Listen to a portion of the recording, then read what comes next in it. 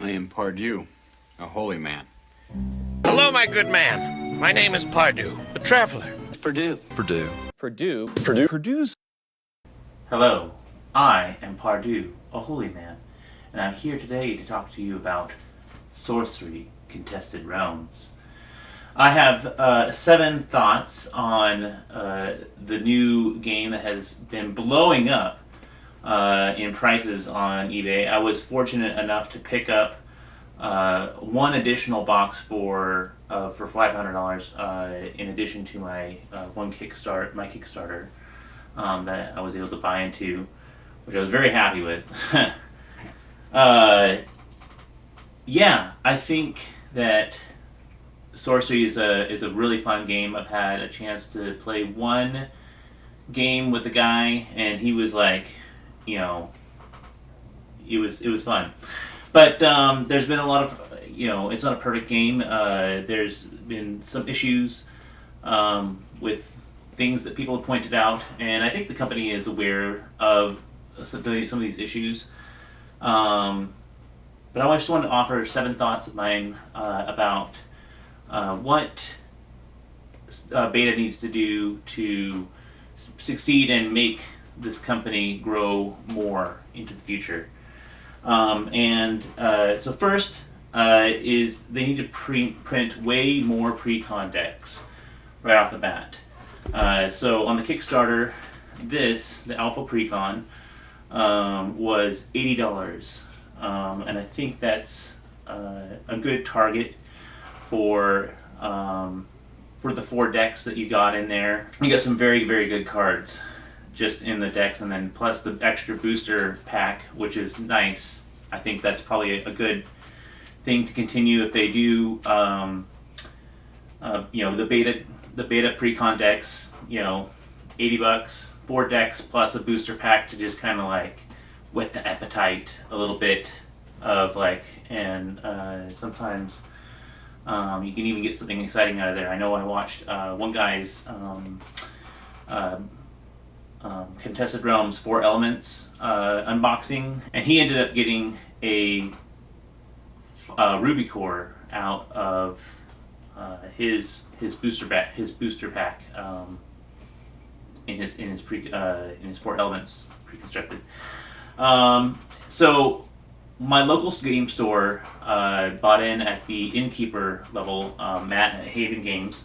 Really awesome guy if you're in the Orlando area. Very cool. I love that store. Very, very good.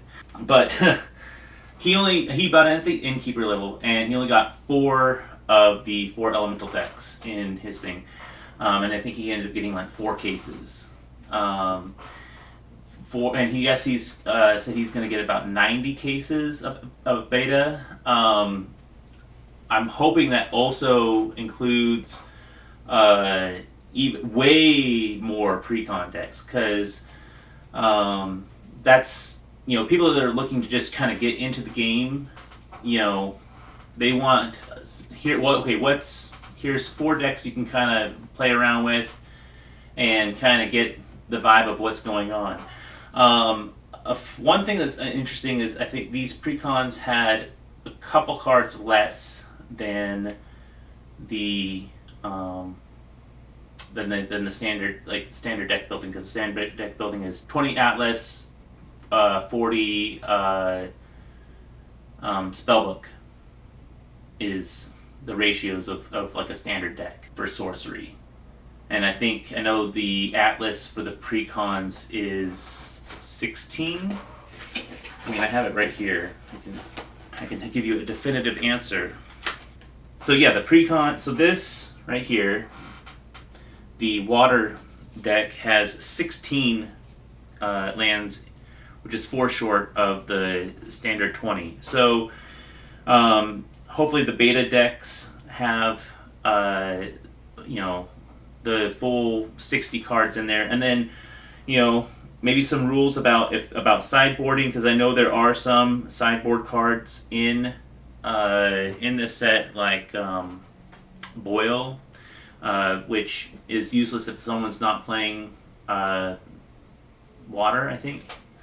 So another thing, that brings me to my second point here, which is Wizard Eric's Curiosa should supply stores with packs of just ordinary sites and sorcerer avatars. So these are for a number of different reasons, just to like pass out to people that are playing.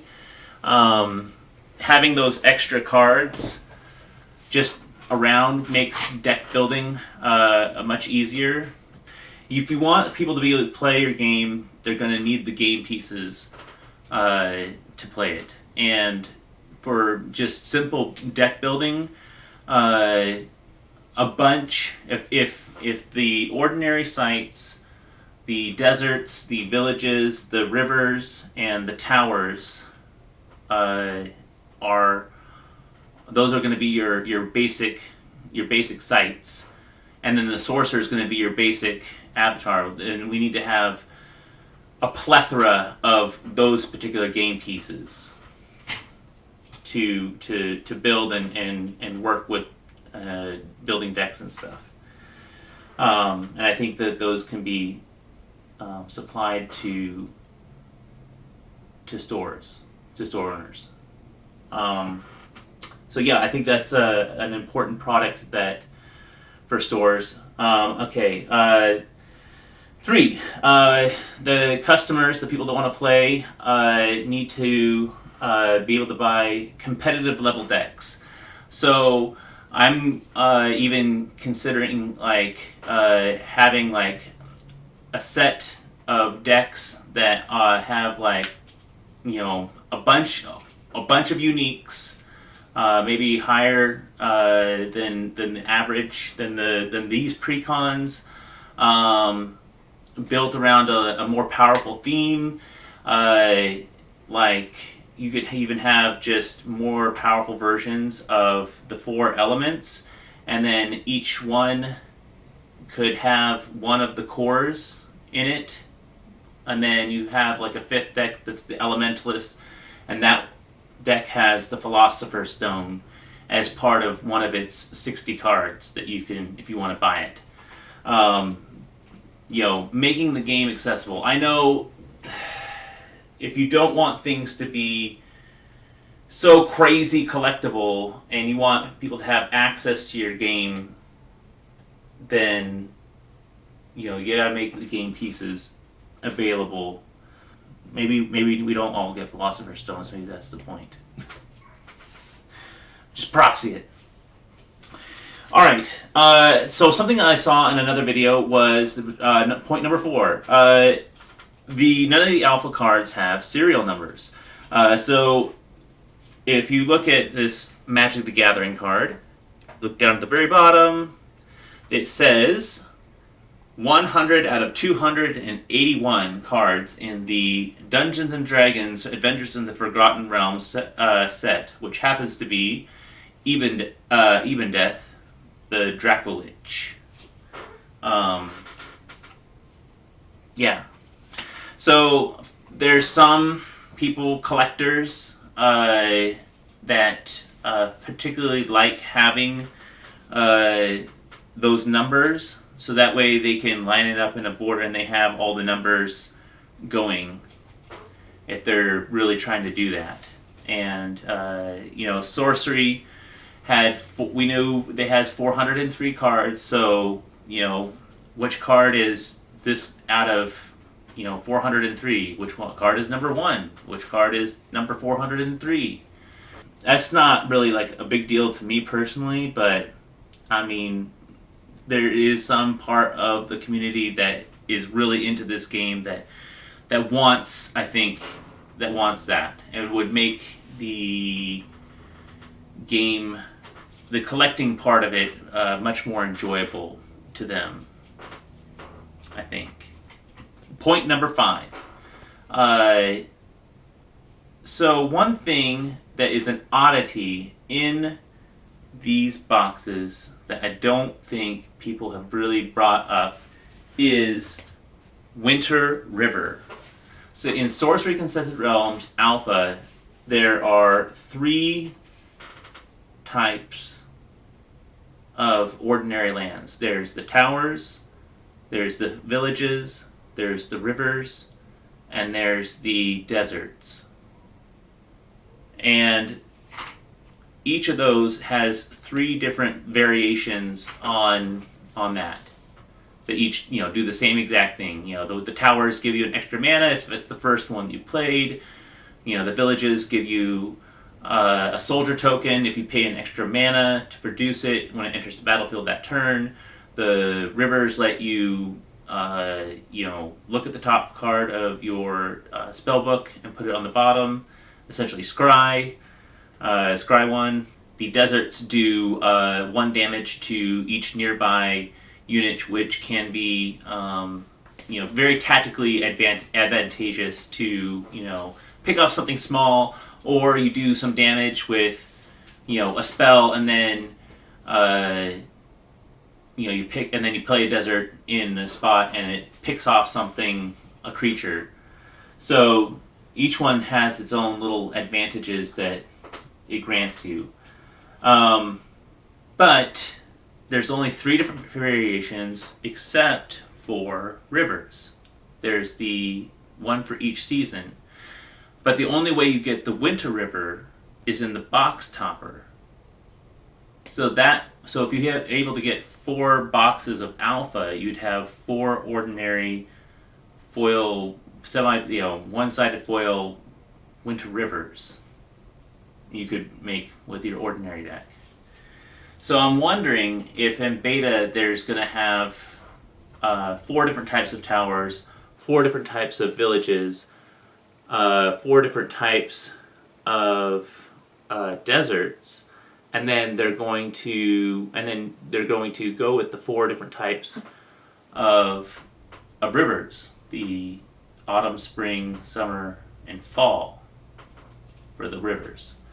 I'm curious, like, it's the weird things with this product that I think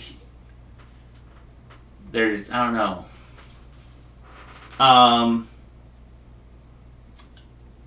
Yeah. So maybe they could do another type of those basic lands, and then that gets included in these land packs that are, given to store owners, and will show up as another variation in beta booster boxes. One would assume, which makes the 3 alpha ones that much more interesting and weird. I don't know. 5. The company needs to do more gameplay videos. They have their basic Earth versus Fire video at the time of this recording that I know of, and there's all kinds of weird, wacky cards that I stared at Blasted Oak for like a long ass time, and I still couldn't figure out what the heck. Like, I'm not really quite sure what. I need to see what happens in an actual game for me to really understand what is this card and what is it doing in the game. So, yeah. And I think, there's content creators that will do that kind of thing for you as a company over time, but shameless self-promotion doesn't hurt either. Show off the nuances and things, funny little interactions in the game. Number 6. This is something I think a lot of people have complained about. I think the biggest gripe in the gameplay at this point with the alpha product, and was in their pre-alpha and they've kind of tweaked it, is that Earth is too powerful. And so that, leads me to, more balance between the elements. And so I understand that, Wind has the best, card draw and, card selection and stuff. as far as like a raw power level. Earth seems to have the most powerful creatures and is able to ramp. It's kind of like green in Magic, but also none of the different elemental things are. There's no quite analogous thing. It's really its own thing because there's four, and it's like everything kind of gets shifted around. It's Earth seems to be able to do way too much, and the other fire and wind and water have all kind of been not as powerful. I think water is interesting in that it has different cards that it counts the body of water, and so that makes if you go purely into water, like a mono water deck with enough like effects like that, I think that cares about your body of water and becomes more powerful based upon how many water sites you're able to put into play, and I think is a cool like mechanical direction for water, and then Earth, Wind, and Fire. Earth, Wind, and Fire all play well together. It seems like. Pun not intended. Lastly, number 7. I think they should stick with 39 boosters per booster box for beta.